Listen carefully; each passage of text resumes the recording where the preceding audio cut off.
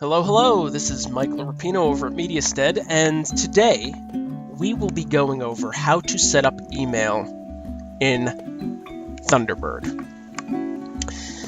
This is Thunderbird.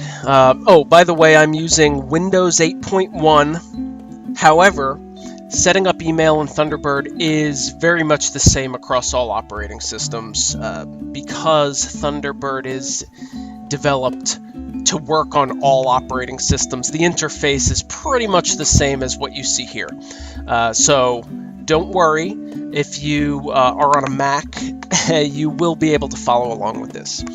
So, without further ado, this is Thunderbird. As you can see, the interface is very clean, and Thunderbird gives you a lot of ability to customize the interface how you like your email application.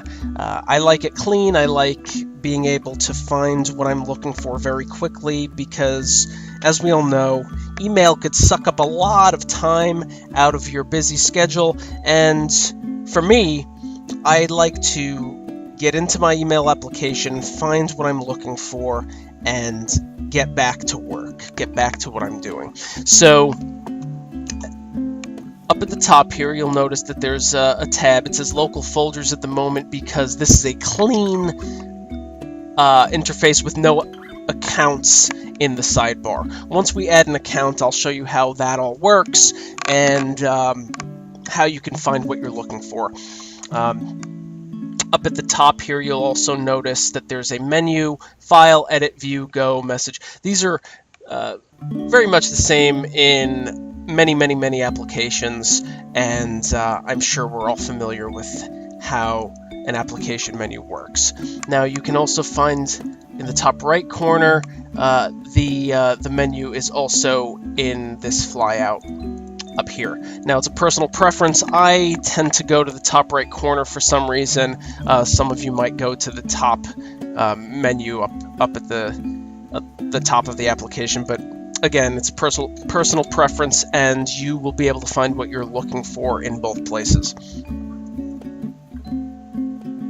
In order to set up an account, very simple. You can either go to Tools, Account Settings, or go up to the top right corner here, Options, Account Settings. So let's click on that now.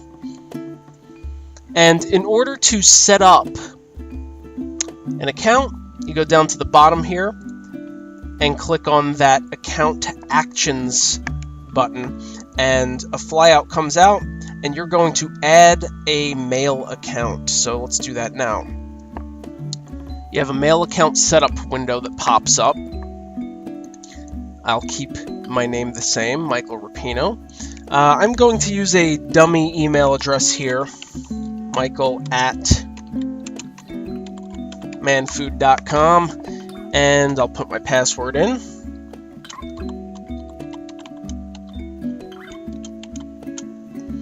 I like to keep remember password toggled.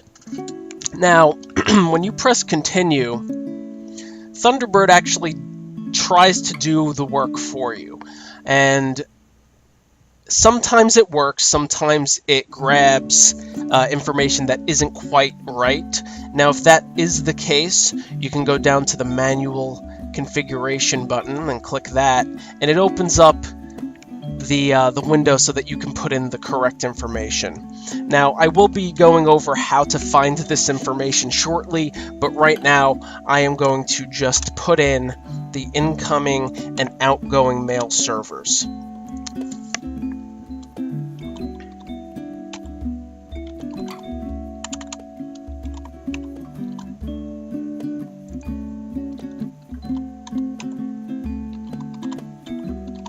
Okay.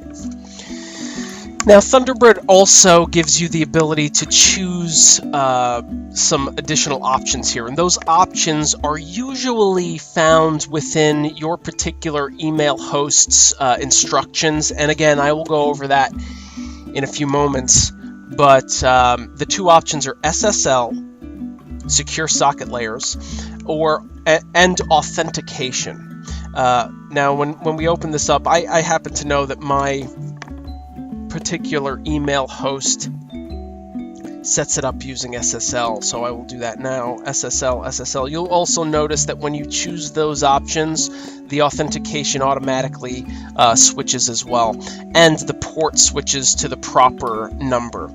Again, this is all information that can be found within the instructions of your particular email host. Now, an email host is going to be different across the board. Some common ones are Google or Gmail, Google Mail, Gmail, same thing. Zoho is what I'm using here for this dummy email address. GoDaddy is another common one. And they all have the instructions fairly prominent within the interface of their particular email host. Username is generally, and when I say generally, it's pretty much all the time going to be the full email address. So we're going to put that in now. And now that we have the information set up here, we're going to retest to see if that information that I put in is in fact correct. So let's do that now. Okay, the following settings were found. So that seems correct. We're going to press done. It's checking the password. Everything seemed to go through okay, so we're going to actually press OK, and that email is set up. I will be back in a few moments to show you how to now use that email address.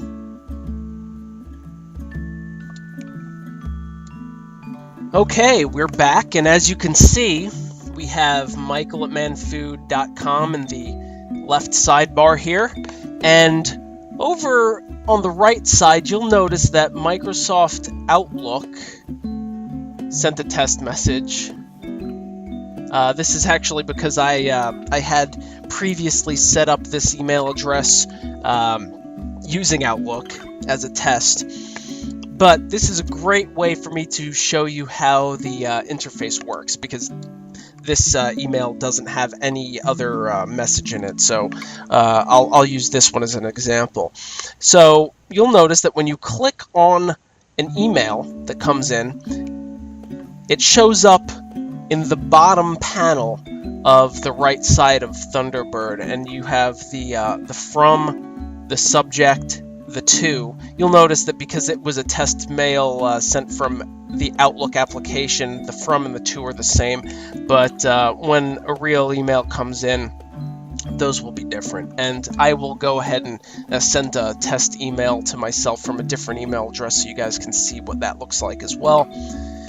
And then below that panel, below this information, is the message itself. Here you'll see this is an email message sent automatically from Microsoft Outlook.